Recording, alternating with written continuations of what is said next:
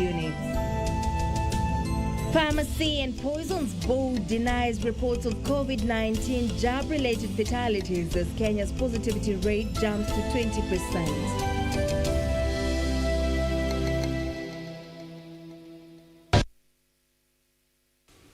Welcome to the broadcast. Our sign language interpreter is Anu Angeshi. My name is Jacky, Wambiru. Remember, you can interact with us on our Twitter handle at KBC Channel 1 or at Jacky Wambiru. Now, to kick us off, 5 Kilifi County officials are among the 15 people who died early this morning in a head-on collision involving 2 public service vehicles on the Malindi-Mombasa highway. 14 others escaped with serious injuries, and in Kisumu, 3 people perished in a grisly accident along Nyamasaria Road.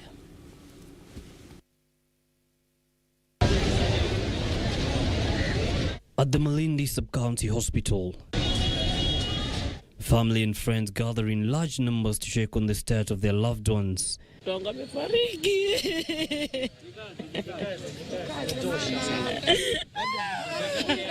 Emotions are high as members learn of the demise of their kin and friends. Kwa hivyo kufikia saa hii sioni kama nitasoma, na hata wale ndugu zangu ambao ndo wako high school sijui kama Mungu atatuanisha gani mpaka wasome. Kufikia sasa ametuacha, tunasikitika. Ni kijana mdogo ambaye bado ameacha watoto, familia ambayo inamtegemea. Yaani kwa ufupi sisi kama familia tumebaki tukidangana, tunasikia uchungu. The tragic accident along the Malindi-Mombasa highway left 15 people dead and 14 nursing injuries. Eyewitnesses say the driver of the bus heading to Garissa was attempting to overtake when he reportedly lost control of the bus, leading to the fatal head-on collision. Those who spoke blamed an ongoing road construction that has been going on the road that has not been completed for months.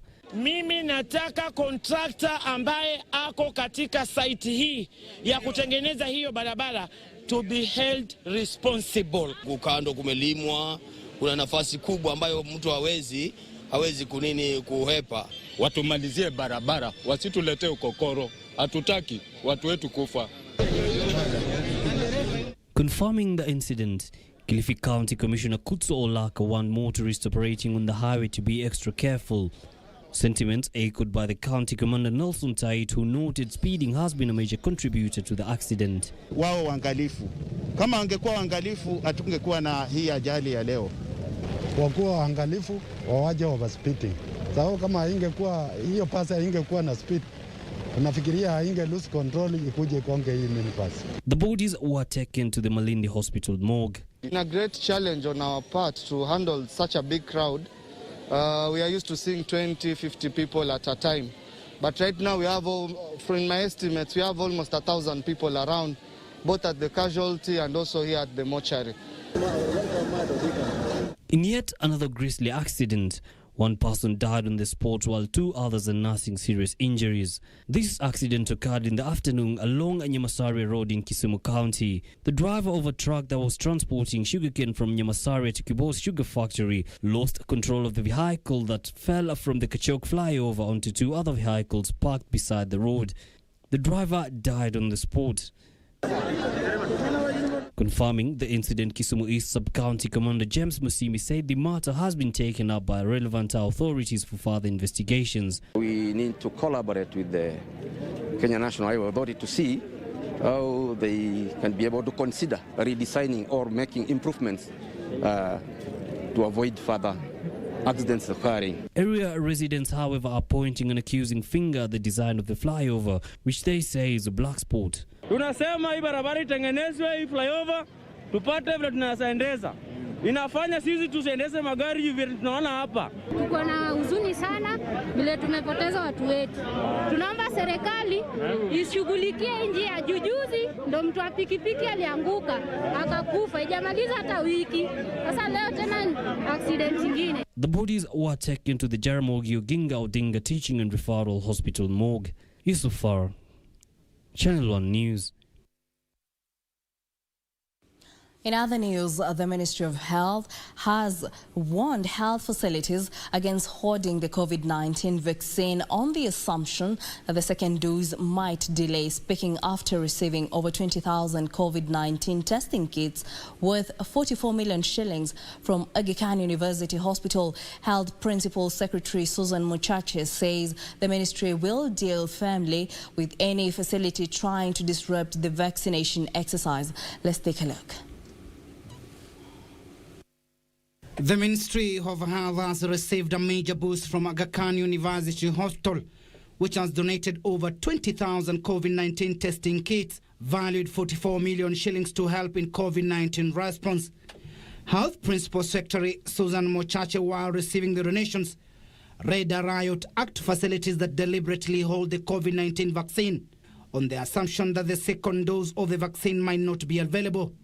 Let me also take the opportunity to appeal to the facilities, the health facilities, not to hold the vaccine with the premise of assumption that there will be no second dose. I wish to assure all the facilities, both public and private, that the government will avail the second dose of AstraZeneca, and therefore, please use all the vaccines that we have distributed and not hold them in any way, because they are an important intervention in the fight against the battle. Muchache further called on the frontline workers to take the jab, even as she noted that some have deliberately refused to be vaccinated, fearing the availability of the second dose as well as the efficacy of the vaccine. I would wish to urge all health workers to come out and get the vaccine, because we are aware that certain pockets of health workers are still not sure whether they want to take the vaccine or not. I think looking at the mortality rates on people having COVID, really I would want to urge all the health workers and the frontline workers to come out and get the vaccine.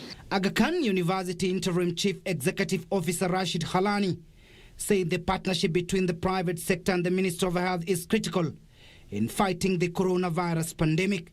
The trust the German government has in our abilities to contribute in the fight in the COVID-19 pandemic. With your support, we have expanded our COVID-19 response. German Ambassador to Kenya, Garnet Gunter, was present, said our country will partner with Kenya in combating the pandemic. We aim at ensuring a global and equitable access to vaccines, tests and treatments worldwide.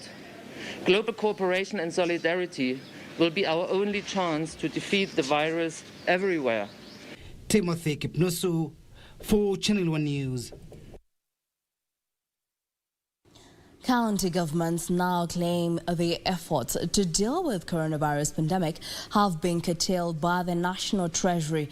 They accuse Treasury of delaying to disburse 85 billion shillings from December 2020 to March 2021, making it hard for them to continue offering services.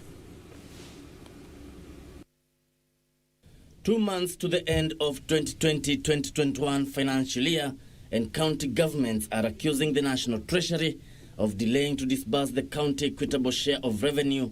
12 counties have not received 7.2 billion shillings for the month of December 2020. At least 78 billion shillings is yet to be disbursed to all 47 counties for the months of January, February and March. 7.2 billion shillings owed to 12 counties for the month of December. Those counties didn't have a happy Christmas. 26 billion shillings owed to 47 counties for the month of January. 26 billion shillings owed to 47 counties for the month of February. 26 billion Kenyan shillings owed to 47 counties for the month of March. According to the governors, the 4-month delay has had an impact on counties' operations. This delay, ladies and gentlemen, has continued to slow down timely response to COVID-19, and the other county operations have been impacted negatively. In this regard, the Council of Governors now strongly notifies the National Treasury that this inordinate 4-month delay may lead to other drastic actions since negotiations seem not to be heeded. The Council of Governors now want the monies disbursed in the next 1 week. Kevin Washira, Channel 1 News.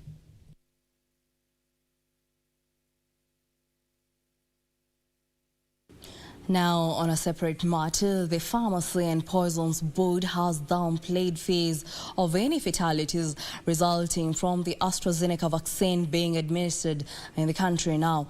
The board says out of the 279 reported adverse effects of the vaccine, 272 were mild and were resolved within a short period. This comes as Kenya registered 18 fatalities resulting from COVID-19 complications, with 1,523 new infections being confirmed in the last 24 hours.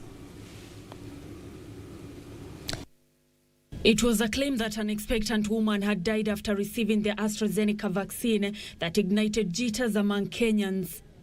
The Pharmacy and Poisons Board is now dismissing the claim, saying the report was made without undue investigation. The board says out of the 279 reported effects of the vaccine, 272 were mild and resolved within a short period of time. Additionally, all the 7 serious cases are still under investigation. The assurance from the Poison Board came as the country recorded another 1,523 new coronavirus cases from 7,423 samples tested in the last 24 hours, representing 20.5% positivity rate. Over the same period, the country recorded 18 deaths, taking the country's death toll to 2,276. As of Tuesday, 339,893 people had been vaccinated with the AstraZeneca vaccine. From this number, 99,084 are health workers, 27,945 security workers, 45,877 teachers, while 166,987 are members of the public aged 58 years and above. The Ministry of Health, in the meantime, says it has resolved challenges that had led to the disruption of the supply of ARV drugs in the country. The assurance coming even as the county governments lamented that hospitals in the devolved units were running out of ARVs, mainly for children. While Kenyatta National Hospital has in the meantime scaled down surgical procedures that are elective in nature due to the shortage in oxygen supply. The hospital is only undertaking critical surgeries such as cancer-related operations and obstetrics operations. Nancy Okware, Channel 1 News. Still on matters health, this year's World Health Day was marked amidst an urgent call for global collaboration to address inequalities and access to quality health care for all. According to the World Health Organization, the COVID-19 pandemic has presented the biggest challenge of providing healthcare services to the vulnerable in the society, challenging member countries to accelerate equitable access to COVID-19 technologies, invest in primary health care, as well as prioritize health and social protection for all. Countries around the world continue to battle the devastating effects of the COVID-19 health crisis, which has exacerbated existing inequalities in health and welfare within and between countries. The ripple effect of the pandemic was top on the table during this year's celebrations to mark World Health Day. According to the World Health Organization, the COVID-19 pandemic has unearthed the inequalities in access to quality healthcare for all. We have all been affected by COVID-19, both by the virus and by the measures countries have been needed to take to control and suppress it. But some have been affected more than others. And unfortunately, the pandemic has amplified many existing inequities. To address this inequality, the World Health Organization has issued 5 calls for action which challenge member countries to accelerate equitable access to COVID-19 technologies between and within countries, invest in primary health care, prioritize health and social protection, build safe, healthy and inclusive neighborhoods, as well as strengthen data and health information systems. We must tackle the social determinants of health, while also increasing investments in primary health care. And we must act beyond national borders and strengthen regional and global health security, including by working towards a new international treaty for pandemic preparedness and response. But amidst this global clarion call, in Kenya's capital, Nairobi, a trip to the Mukuru kwa Ruben slums brings you face to face with an unhealthy state of affairs. Residents here have been forced to endure the foul smell of sewage water which has been seeping into their houses. Huku kukinyesha tunakuanga na shida sana, kunakuanga na mafuriko. Ukinyesha kitu ya kwanza hakuna kutoka nje. Tunashinda kwa nyumba, watoto hawaendi shule. They have taken issue with the Nairobi Metropolitan Services for keeping a blind eye on the poor state of the sewerage disposal in the area, a situation they say is now putting them at risk of contracting waterborne diseases. Majanga ambazo zinatukabidhi kila kuchao hapa ndani ya mtaa wetu ni majanga kama za magonjwa ambayo ni kama cholera, kuna pneumonia, napata pia kama malaria, na mara mingi zinasababishwa kwa sababu ya zile drainage ziko nazo zinateremsha maji. In line with this year's theme of the World Health Day, which centers on building a fairer, healthier world, WHO is seeking a global collaborative effort to tackle the inequalities which deny the vulnerable people their right to health. Reporting for Channel 1 News, I'm Safin Aching Oma. Gender activists have raised a red flag on raising cases of defilement and abortion of justice on the victims in the country. According to I Can Fly founder and director Gladwell Wambiru, despite the rescue efforts, some victims end up getting compromised to withdraw the cases, a move that has seen several cases flop and perpetrators walk free. And as Caroline Kamau reports, most of the perpetrators of the heinous act are persons known to the victim. Lucy, not her real name, appears apprehensive as we settle in for the interview. The February 15th incident still fresh in her mind. Baba yangu alikuwa ananibaka. The 11-year-old has been camping at the rescue center for the last 1 month after her own father turned on her. Mama naendaga kulala. So huyu mtu anadanganya eti ana watch TV. Alafu ananilazimisha tu mpaka nibaki. She later shared her ordeal with her mother in form of a letter. Nilimwandikia on Tuesday night. So akapata hiyo barua on Wednesday. So sikukuja saa ya lunch. Nikirudi kwake sasa jioni, akaniuliza hizo vitu zote niliandika ni ukweli. Nikamwambia ni ukweli. So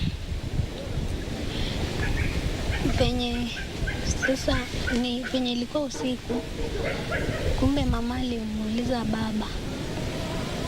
Sasa sijui alimuuliza aje, but aliniambia alimuuliza. Baba akanuna.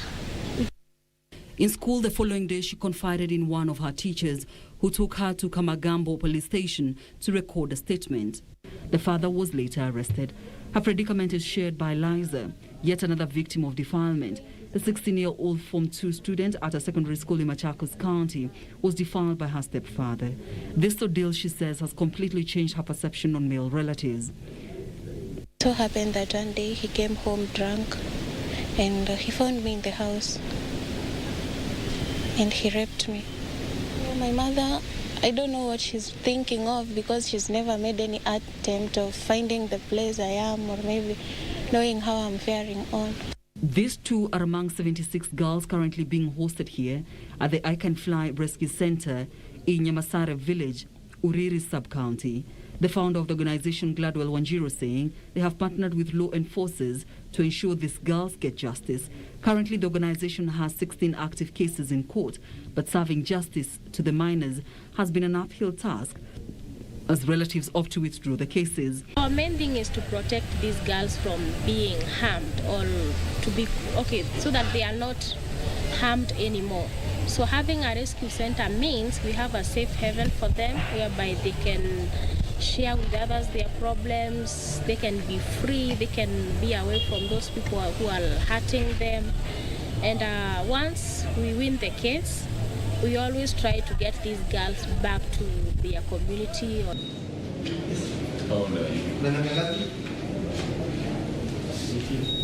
Elsewhere, an 18-year-old boy was arraigned before an Embu court for defiling a 14-year-old girl. Joel Ikada pleaded not guilty to 2 counts of defilement and indecent act to the child. Chief Magistrate Maxwell Kishero released the accused on a bond of 200,000 shillings and a surety of a similar amount. The case will be mentioned on April 24th. Caroline Kamau reporting for Channel 1 News. Moving on, today Rwanda begins the annual 100 days of national mourning in memory of more than 1 million people massacred in the infamous genocide of 1994. The genocide targeted members of the minority Tutsi community and moderate Hutus during the Rwanda Civil War, which started in 1994.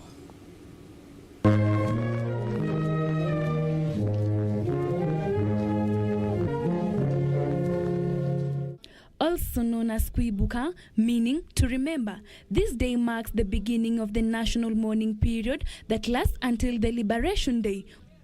On the 4th day of July, Liberation Day celebrates the day the Rwanda Patriotic Front brought to an end the 1994 genocide meted out on the members of Tutsi, the second largest ethnic group in Rwanda. The widespread slaughter of Rwandese ended after the Tutsi-backed and heavily armed Rwandan Patriotic Front, led by Paul Kagame, took control of the capital and the country. An estimated 2 million Rwandese, mostly Hutus, were displaced and became refugees, while up to 1 million, constituting an estimated 70% of the Tutsi population, were killed. In 2003, a United Nations General Assembly adopted a resolution establishing the International Day of Reflection on the 1994 genocide in Rwanda. On this most solemn of days, I wish to close by thanking Rwandans for remaining dedicated to the task of unity and reconciliation.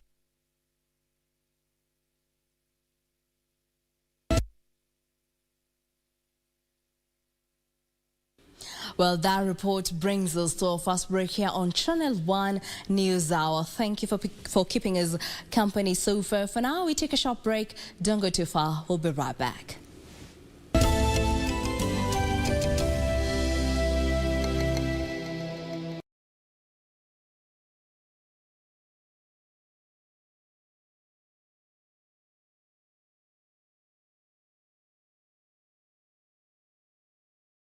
Siku nyingine njema tunapeana TV. My friend, leo tunakupatia TV mtazamaji. Ni rahisi zaidi. Enda kwenye mtandao quickbid.co.ke. Fuata maagizo. Kodi ya bidhaa yetu ni TV. Fuatanisha na unique bid. Kisha enda kwenye amount shilingi 20 pekee yake. Ama lipa na M-Pesa. Paybill number 4032353. 4032353. Kisha enda kwenye account number, ekelea kodi ya bidhaa yetu ni TV92 TV46. Alafu amount ni shilingi 20 peke yake. Kumbuka kwenye QuickBid ni bidhaa bora zaidi kwa bei ya chini kwa chini. Ili kupata skiza tune hii ya jitume mwenyewe kwa simu yako, bonyeza *811*963#. Unavyojikakamua kupata ufanisi, ndivyo utakavyofurahi baada ya kufanikiwa. Usisubiri kusukumwa na mtu, jitume mwenyewe. Ili kupata skiza tune hii, bonyeza *811*963#. *811*963#. Next on. Naona kidogo. Basi hata huyo mume alisema hivyo. Alafu akanifanya hivi. Akamuuliza tena. Naona baby. Ndio vipi unampiga macho hivi? Basi hata mume wake hivyo. Wewe ni mtajikuwa wewe. Hebu chapa na mtoto kama wenyewe.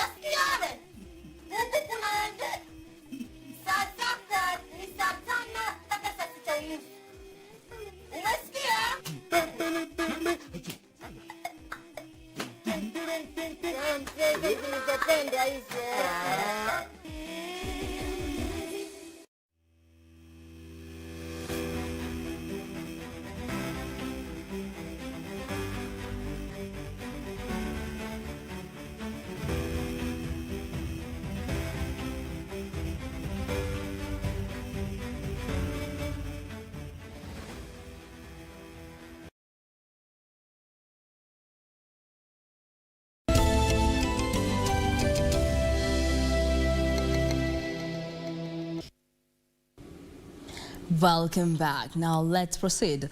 2 children aged 3 and 4 years have died after a house they were in was razed by an inferno at Gakoyo village in Murang'a County. Another inferno destroyed a property worth millions of shillings at Marcus Supermarket in Makutano Shopping Center in Meru Town. These and more highlights in the County News Roundup. Grief engulfed Gakuyu village, Kiguma constituency in Murang'a County after fire razed down a house, killing 2 children. According to residents, the fire allegedly started after the children tried to light a gas cooker that eventually exploded, killing 1 child on the spot, while the other succumbed to injuries en route to the hospital. Wakati waliona hiyo moto waliungana wakakuja kwa haraka wakaanza kuzima moto, ikawaje sababisho la moto ilikuwa ni gas, ni mtungi ya gas ndio ilikuwa imesababisha hiyo moto, na we suspect ya kwamba tunashuku ya kwamba hao watoto walijaribu kuwasha gas alafu wakatolekea kwa bedroom ili wasichomeke, lakini mahali walitorokea kwa mlango ndio gas ilikuwa. So wakati waliingia kwa bedroom hawangeweza kutoka kwa sababu gas ilikuwa ina. In another development, property worth millions of shillings was destroyed after Marco Supermarket in Makutano Shopping Center in Meru Town was reduced to ashes by an inferno. According to Kennedy Muhindi, the proprietor of the supermarket, he received a phone call at midnight from his landlord informing him of the fire incident. The cause of the fire is yet to be established. I found the fire brigade already putting out the fire in the shop, and on inquiring I was told by the guard who was present then that it was about power which is yet to be established or which is yet to be investigated, and I would say it is detrimental to the business, especially during this period of COVID, and it's devastating. In Mombasa County, police are yet to identify the remains of a middle-aged man whose mutilated body was found floating at the Nyali Bridge on Wednesday morning. According to the locals, this is the second body to be recovered this year following several suicide attempts at the bridge. The body has been preserved at the Coast General Mortuary awaiting post-mortem and identification. Minutes ndio mwili ukawa umefloat juu ya maji, umetoka pale katikati pale vile ikawa inakuja upande huu ambao tuko sisi. Ilipofika hapa karibu tukachungulia, tukaona ni mwanaume makamu, lakini alikuwa amekuliwa na samaki, ameelea juu ya maji. Hii sio mara ya kwanza ama mara ya pili, sababu ni wengi sana wanakuja hata mchana mwendo wa saa 7 hivi ama saa 6 ama saa 10. Mtu anaweza kuja hapa kigari lake hapa juu ajirushe ndani. In Nairobi, police have launched investigations into an incident where an officer attached to the Interior Ministry allegedly shot his wife dead before turning the gun on himself. Police Constable Hudson Wakise was attached to the VIP protection of Interior Cabinet Secretary Fred Matiang'i, while his wife, Police Constable Pauline Wakise, was a traffic officer attached to Kilimani Police Station. Wakise is alleged to have shot dead his wife before turning the gun on himself after a domestic altercation, an incident that has now prompted a probe. In Kakamega County, a family in Ingavera Village, Malabo constituency, is seeking justice after the Akin's leg was amputated by unknown assailants. According to the family, the 25-year-old Keen was picked up by 3 unknown individuals who allegedly committed the heinous act as punishment to his father, who had allegedly not paid off his debts. Hata tukamuuliza kama alikuwa ameenda na rival na mambo ya wenye vijana wanakuwa, akasema hapana, sina mambo kama hiyo. Nimetolewa nyumbani na mtu mwenye sijui na alikuwa amevaa kama face mask. Finally, it was a free meet for all in Kirindara village in Igembe North sub-county of Meru County after KWS officials shot dead a rogue buffalo, leaving the residents fighting for the spoils. The buffalo, which is believed to have strayed from the Meru National Park, is said to have killed a cow before it was shot dead by the wardens.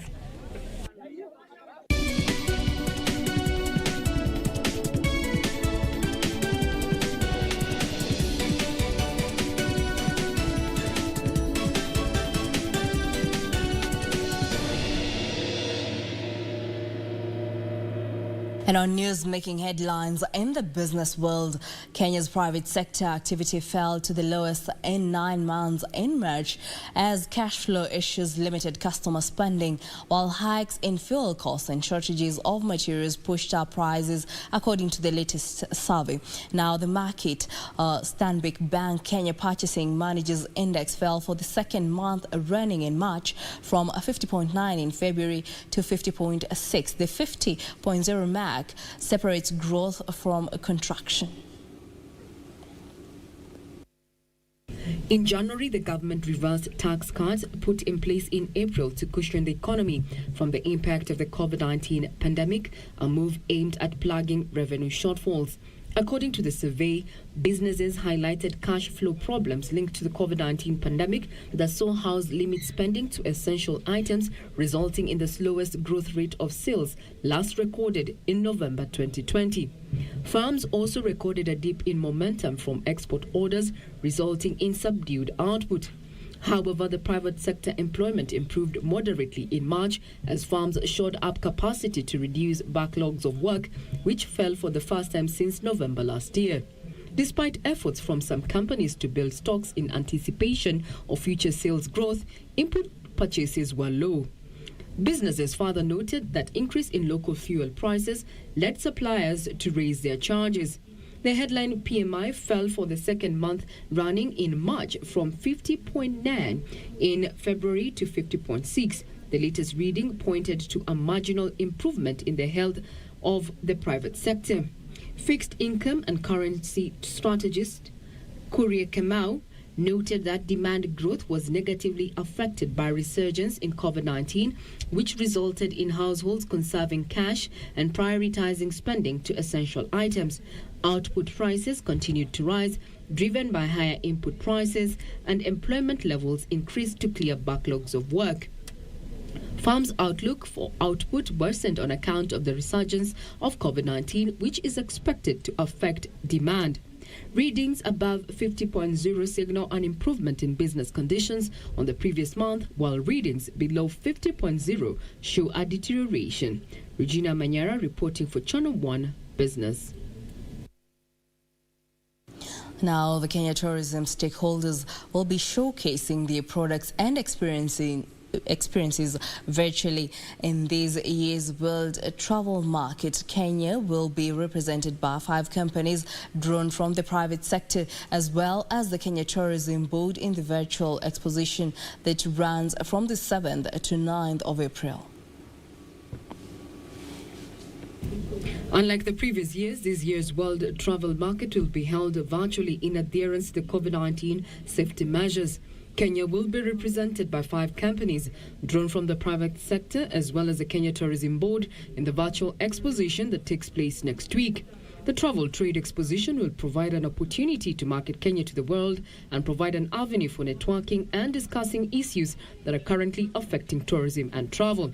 According to Kenya Tourism Board Chairman Jimmy Kariuki, we are currently going through a global health crisis that has made it impossible to hold meetings and exhibitions, especially because of the physical nature of tourism and travel. But this also provides us with an opportunity to innovate and come up with solutions to benefit the industry. The virtual space provides us with this avenue. The WTM is an annual event that showcases Africa's tourism offerings. It is the leading B2B exhibition for the inbound and outbound African travel and tourism markets. Regina Manyara reporting for Channel 1 Business. Now, the Kenya Agriculture and Livestock Research Organization is recommending the growth of the Brachyana grass to boost milk production. Speaking in Trans Nzoia Karo, Chief Scientist Dr. Mary Koech said the grass contained more proteins in comparison to other fodder grasses, ideal for dairy animals. Since January, local millers have been scaling down operations that have created a shortage of the byproducts for animal feed manufacturers, pushing up the price of other supplements such as maize germ, wheat bran and pollard. At the same time, the cost of imported items such as soya meal have gone up, compounding the situation. To remedy this, Calro is urging farmers to grow brachiaria grass for fodder. Speaking in Trans Nzoia, Calro Chief Scientist Dr. Mary Koech said brachari grass contained more proteins in comparison to other fodder grasses and is ideal for milk production. The wonder grass takes 4 to 5 months to mature and 6 to 8 weeks after the first harvest. Among the varieties being promoted by the organization include Basilisk, Xares, Flatter, and MG4. Calro is promoting the fodder grass in 5 counties of Trans Nzoia, West Pokot, Elgeyo Marakwet, Turkana, and Uasin Gishu. Regina Manyara reporting for Channel 1 Business. In other news, tea farmers in Embu County have called for enhanced security ahead and during the election of new directors slated for Saturday 10th. This follows claims of plans to cause chaos during the exercise that has received mixed responses, with some factory directors against the new tea regulations fronted by CS of Agriculture, Peter Munya. It's all systems go ahead for the controversial election to replace tea factory directors slated for the end of this week. Tarehe 10 mwezi huu Jumamosi, wakulima wa Muungania watakuwa kule Kianjokoma Primary, wale wengine wa Kathangari watakuwa Kathangari Primary, na Warukori watakuwa pale Rukoriri Primary. Farmers have, however, expressed concern over security amid claims of planned chaos by a section of players opposed to the move. Seme natoa shukran kwa county commissioner wetu na OCPD wetu ambaye ametuhakikishia kwamba ulinzi utakuwa umewekwa. The election of new tea factory directors is domiciled under the new tea regulations put in place to streamline the industry and curb the exploitation of tea farmers. Elsewhere, over 270 farmers groups across Embu County are set to benefit from a 100 million shillings project under the National Agricultural and Rural Inclusive Growth Project. The most important sector of our economy is agriculture, and I'm happy it is well being utilized.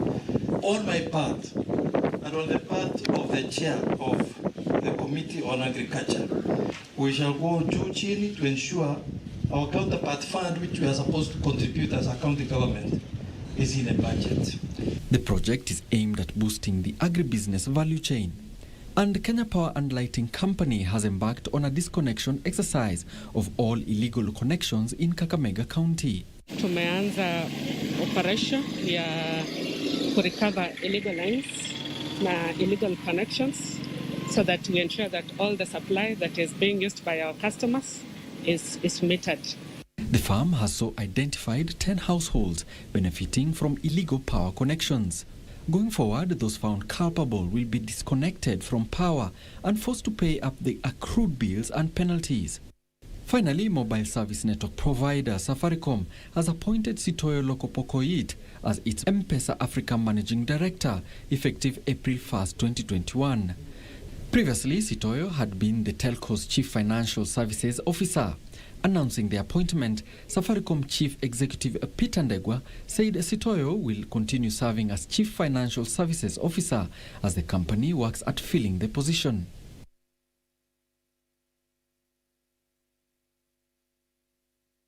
In other news, according to the Market Stanbic Bank Kenya Purchasing Managers Index survey, businesses highlighted cash flow problems linked to the COVID-19 pandemic that saw households limit spending to essential items, resulting in the slowest growth rate of sales recorded in November 2020. Details of these and other stories in the Business News Roundup. Shell saw its refined oil product sales at 3.7 to 4.7 million barrels per day for the first quarter, compared with just under 4.8 million barrels per day in the last quarter of 2020. Shell's refining margin have improved to around $2.6 per barrel in the quarter from $1.6 in the previous quarter. Total upstream production was expected to rise to 2.4 to 2.48 million barrels of equivalent from 2.37 million in the fourth quarter of 2020. Meanwhile, Finland's Nokia has settled a multi-year patent fight with China's Lenovo Group, resolving all pending litigation across jurisdictions. Nokia launched its legal battle against Lenovo in 2019 over alleged infringement of 20 video compression technology patents and had cases in the United States, Brazil, and India, in addition to 6 cases in Germany. While terms of cross-license agreement remain confidential, Lenovo will make a net balancing payment to Nokia. Finally, Samsung Electronic Company Limited on Wednesday said the first quarter profit likely rose to 44%, with analysts attributing the surge to brisk sales of smartphones and TVs, albeit tempered by a likely fall in chip earnings after a storm halted US output. Terry Njenga, Channel 1 Business.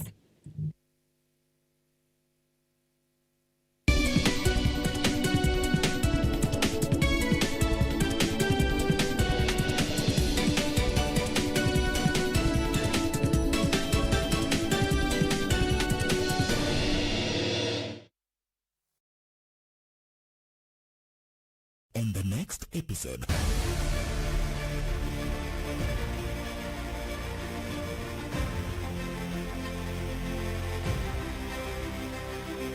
is a very sure bet. I'm in Inara now at 7. I'm very sure I'll be in town by 7:30. Just the comfort. The comfort and the peace of mind that read a book on the train. Train ito sa kabisa. So, tumundan na sa kabisa pa daw ni comfortable na train sa kabisa na kabisa. Alhamisi saa 2:30 usiku kwenye KBC Channel 1. How you doing this afternoon? I'm fine. How are you? I'm doing good. Even when I'm doing bad, I'm doing good. How about my doing something bad? Do you have any idea what it's like picking up the man who calls himself your father at the police station? Hi. Dave, do you want to do a trick with me? Who is this friend you've been spending all this time with? Hey, Curtis, let's do a shopping cart. I guess I just came to talk. To me? So I could use some of that magical happiness that you always seem to have. Feel sorry for him? No, I feel sorry for you. Oh,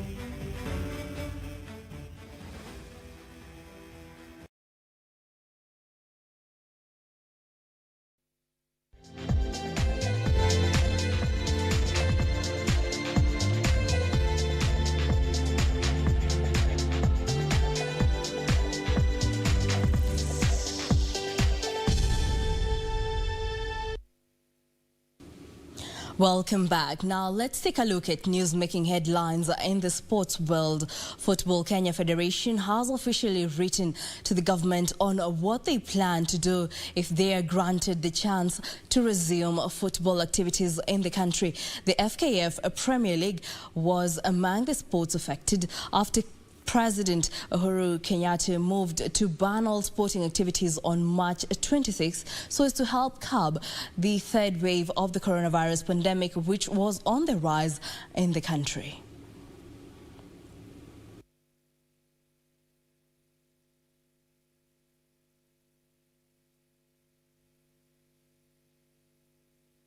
Penn Sports came as a shock to many as it stopped the continuation of the top tier, which had already seen 16 matches played, with Tusker topping the 18-team table with 36 points. The last time sporting activities were suspended was in March 2020, a decision that forced the federation to end the top tier and declare Gor Mahia the champions.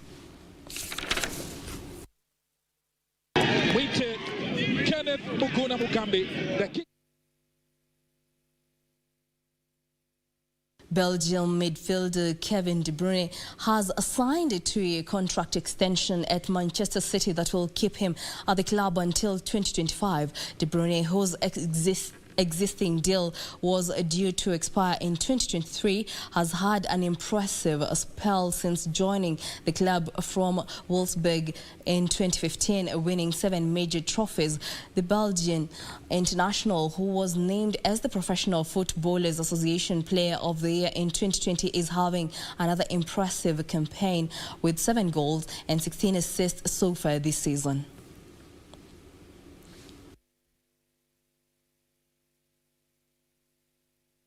I feel proud because I've been here now for 6 years, and obviously this feels like home.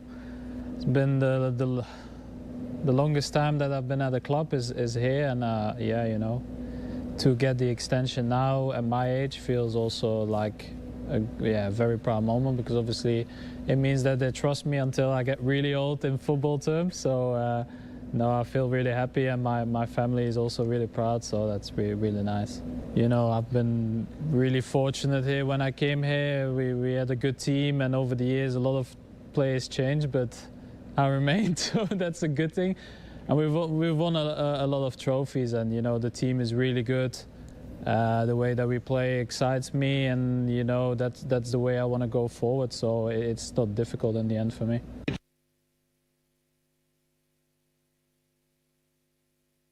Now, the final set of the Champions League quarterfinals first leg ties will be played tonight, with reigning champions Bayern Munich aiming to retain their title when they host Paris Saint-Germain. A repeat last season's final, while 2004 champions Porto take on Chelsea in Spain. Last night, Real Madrid secured a 3-1 first leg win over Liverpool, as Phil Foden's late goal gave EPL leaders Manchester a 2-1 win over Borussia Dortmund.